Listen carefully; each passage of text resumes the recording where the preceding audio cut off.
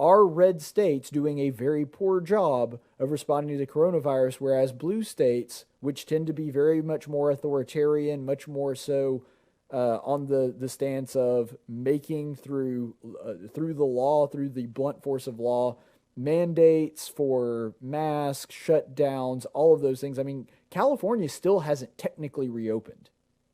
They've reopened some things, but they've stayed largely closed since March.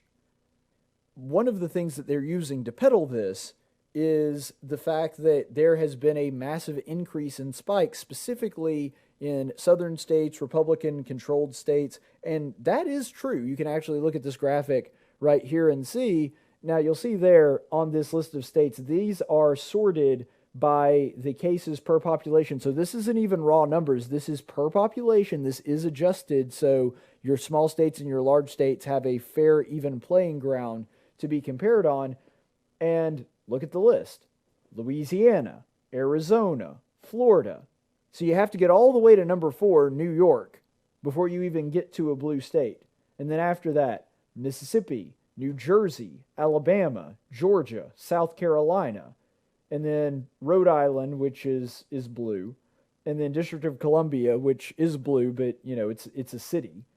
Massachusetts, then Nevada, then Tennessee, then Texas. Okay, that's a lot of red states.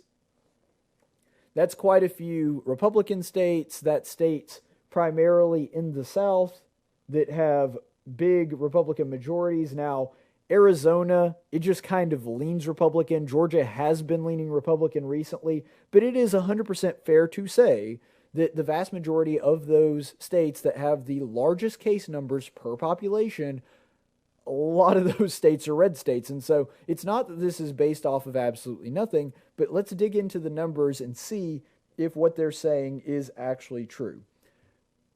Here's the problem with all of that. You would have to completely ignore the spikes in California in order to run with this narrative. Now, California, you may notice, was not on that list. And why is that? Because California is one of our largest states, one of our most populated states, and so it takes a much longer time for their spikes to show up because they have a larger population. So if you're looking at total per population, per capita, it takes a longer time for California to move up on that. The 4 that you hear mentioned the most when you're talking about spikes in cases: Arizona, Texas, California, Florida. Out of those 4, which have had the most notable spikes, 3 of them border states: California, Arizona, Texas. This is another thing that people are not talking about, is that a lot of coronavirus cases are popping up specifically around the border. And interestingly enough, the policy now is you cannot immigrate into the United States unless you have coronavirus, which also makes no sense. Let me play this out for you. If you're somebody that is a legal immigrant, that has your papers, that has done the paperwork, and you want to come through the border legally, you actually can't do that right now because of the virus. There's been a pause on that. However, if you come across and you have coronavirus and do so illegally to get free health care, they have to care for you. So literally the only people coming across the border right now in the border states are actually people that do have the coronavirus. Now, maybe there are some illegal immigrants slipping through that just don't have it, but it's also important to remember that currently Mexico, the amount of people that they are testing versus the amount of people that are being confirmed is somewhere, last I saw, in the 40 percentile. So this thing is running rampant through Mexico right now. And the people that are coming across the border largely are those that are infected with coronavirus or have just come from, or even if they don't, they're coming from a country where it's rampant, so they're more likely to have it even if they don't realize that they have it yet. So, I mean, when you look at this, I mean, that's just a perfect storm. Now, Florida doesn't have that problem. Florida's spikes are unconnected to that. But those other 3 states, the border does play a pretty significant factor in the spikes that they're seeing. Also, you would need to consider this graph here. This is the total cases per population, but the bottom 15. So let's look at these states. North Dakota, that's a red state. Missouri, that's traditionally a red state. kind of purplish, but usually red. Ohio, that's a swing state. Washington, definitely blue. Kentucky, red state. Wyoming, red state. New Hampshire, blue state. Oregon, blue state. Alaska, red state. Montana, red state. West Virginia is not only a red state, it is second only to the state of Alabama in its approval rating of Donald Trump in the last poll. I think in Alabama, Donald Trump's approval rating is 63%, and in West Virginia, it's like 61, 62. In fact, West Virginia and Alabama actually switch back and forth usually on who likes Trump the most. So West Virginia is not just a red state, it is an extremely red state. And then Maine, Vermont, and Hawaii, all of which are blue states. So if you're looking at the bottom 15, it's a pretty healthy blend. Got several blue states, several red states. Well, if this was just mismanagement by the red states, why do we have a whole bunch of red states that are in the bottom 15 as well? And also, it's important to note that in some of the states that we just looked at, North Dakota, Montana, when you're looking at some of those Mountain West states, they have very low numbers despite the fact that their governors were one of the most hands-off out of all of the states. Governor Ivey's approach has been way more hands-on and way more in favor of things like mask mandates and shutdowns than Montana or North Dakota's governors have been. So if the problem or the X factor here are shutdowns and mandates and how hands-on the governors are, that list really doesn't make sense that you've got a whole bunch of red states that were actually freer and did a more libertarian, laissez-faire kind of approach to the virus than a lot of the red states that are at the top of the list. So how do you sync all that? How does all of that make sense?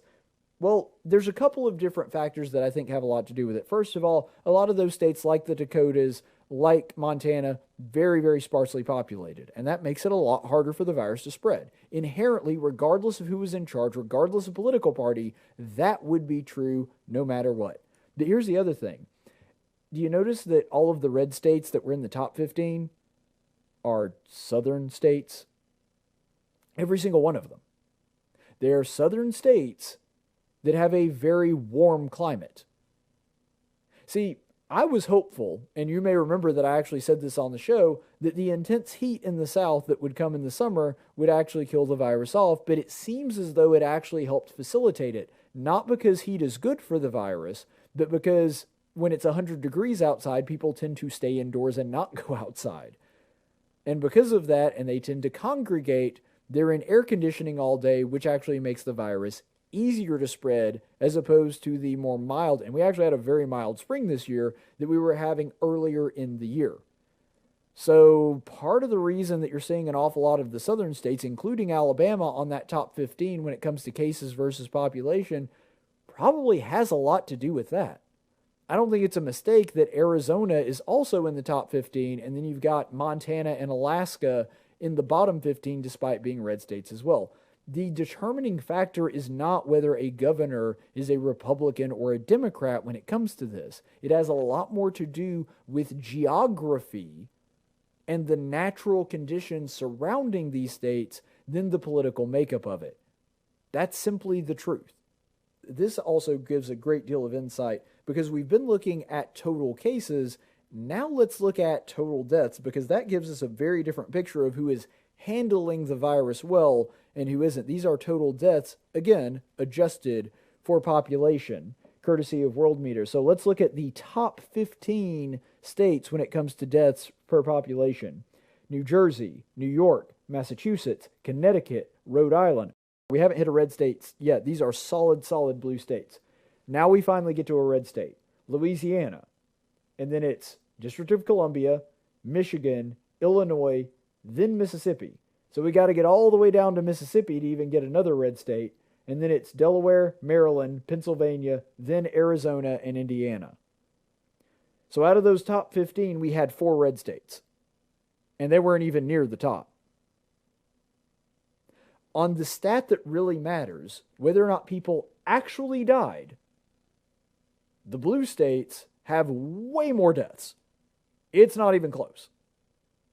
And a lot of that does have to do with their demographics. It has to do with the fact that they have larger, more population dense populations. But I mean, at the end of the day, if you're trying to make this into a red or a blue state media, the blue states are losing by a lot.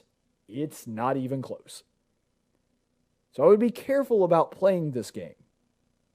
Now, a lot of that has to do with the fact that the biggest population center in New England, New York's Governor Andrew Cuomo, is a complete and utter dunce that completely destroyed his state when it came to this. If New York were a country, if you counted it as a country instead of a state, he would have one of the highest death rates of any country on planet Earth. It wouldn't even be close.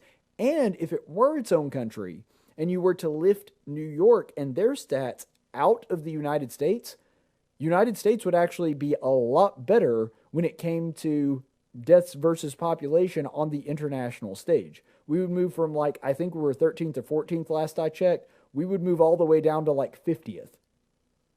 And so New York in and of itself, because of people like Comrade Bill de Blasio and Andrew Cuomo, they by themselves through mismanagement and actually sending people with coronavirus into the most deadly place that they could go, nursing homes, caused a lot more deaths than even their European counterparts, where the virus was way worse and showed up earlier, where they had less time to prepare. And so the idea that mismanagement of Republican governors is causing problems for people, no, people like Andrew Cuomo have literal blood on their hands because of this. Sending COVID positive people into nursing homes. Now, I've been pretty darn critical of our governor. And I've been critical of several other Republican governors for making decisions that I thought were not smart. But nothing they have done even compares to that. That is arguably the worst thing that you could do. I mean, other than just having people walking around, finding elderly people with pre-existing conditions and specifically trying to infect them, I don't think that you could do any worse than sending COVID positive people and saying legally they're not even allowed to take someone that tested positive for the virus and ask them not to come into a nursing home. By the way, another thing that you may also be interested in, because Andrew Cuomo keeps trying to trot this out, that he has lower nursing home deaths than several other states. You also have to keep in mind that if somebody was in a nursing home and got it because of Andrew Cuomo's stupid law, and then they went to the hospital, they don't count that as a nursing home death. Unless the person actually died within the four walls of the nursing home, they say that's not a nursing home death. Even if they know for a fact that they contracted it in a nursing home, doesn't matter. The state of New York doesn't count that as a nursing home death. So don't let them peddle this lie. It's absolutely insane that they're now trying to make the case that people like Andrew Cuomo handled it right, and you've got red state governors like Ron DeSantis or Brian Kemp that are botching it. No, that is not going to fly. The numbers don't even come close to bearing that out. Now, remember that another thing that may be a contributing factor here is that when did New England see their spikes? Well, they saw them very early on. Their spikes happened at the beginning of this thing. Well, what was also true at the beginning of all this? Testing wasn't readily available. The tests weren't all that accurate. We did the best that we could, and it was a situation that was brand new, but the testing capabilities that we have now, they just didn't exist when they hit their spikes. Which also means that there are probably an awful lot of people that actually did get the coronavirus and didn't know it back when all of this was taking place. Now that we have much more robust testing and more reliable testing, a lot of that is showing up. So if you have two locations, one that had a spike where testing wasn't readily available, and another one that their spike came after testing was widespread and everybody that wanted to get a test could get a test, well then, of course, by percentage of population, the place that had their spike during a time where testing was much more robust, that place is, of course, going to show up as having more. That stands to reason. Because even if they had the exact same number, let's say it were two places with the exact same population, with the exact same numbers, the exact same demographics, everything, one had their spike early, one had their spike late. If you look at the numbers, of course it's going to seem as though location number 2 had way more because their spike came at a time where everybody that wanted to get a test could get a test. That's what you're seeing now. I'm not saying it's the only factor, but it's a big factor when it comes to comparing it to places like New York and New Jersey that had their spikes very, very early on when we didn't have as much testing capability. That does make a pretty big difference.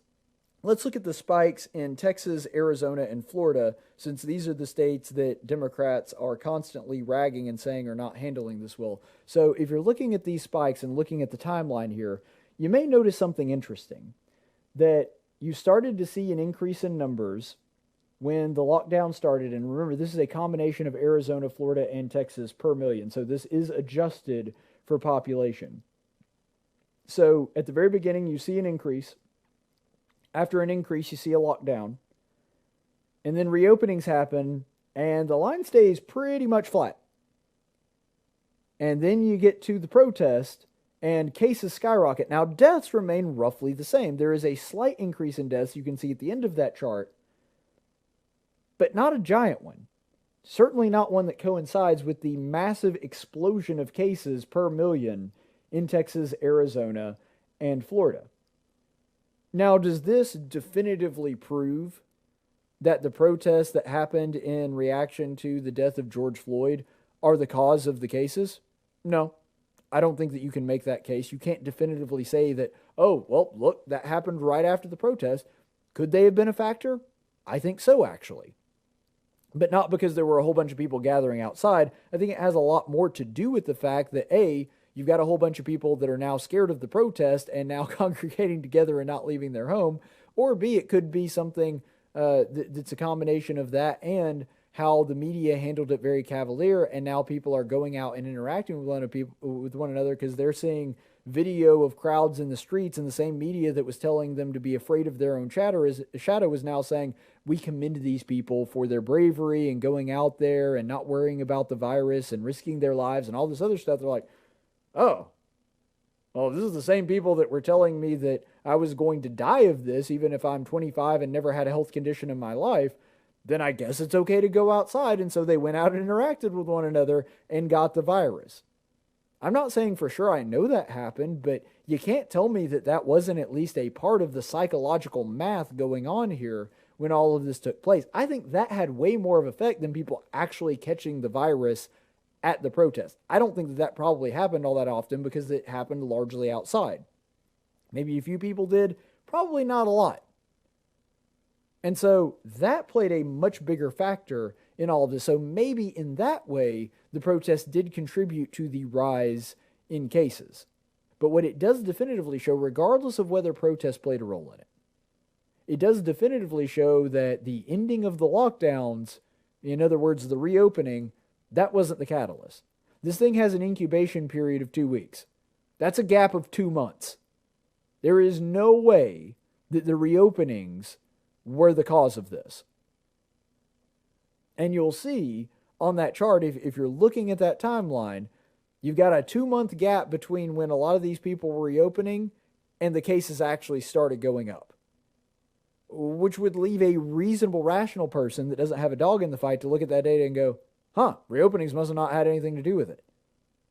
The government shutdowns simply do not work. Every bit of data bears that conclusion out. Furthermore, if we're going to compare it to a blue state, in other words, we're going to compare the mismanaged red states to blue states, let's go ahead and look at a comparison of those 3 states to New York. So you'll see there that the dotted line are cases, the solid line is deaths.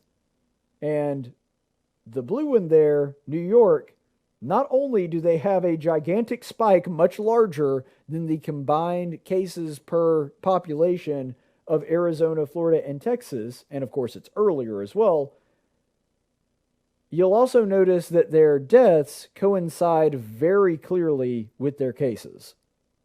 Not so in those other three states. In the other three states, you have an increase in deaths, sure.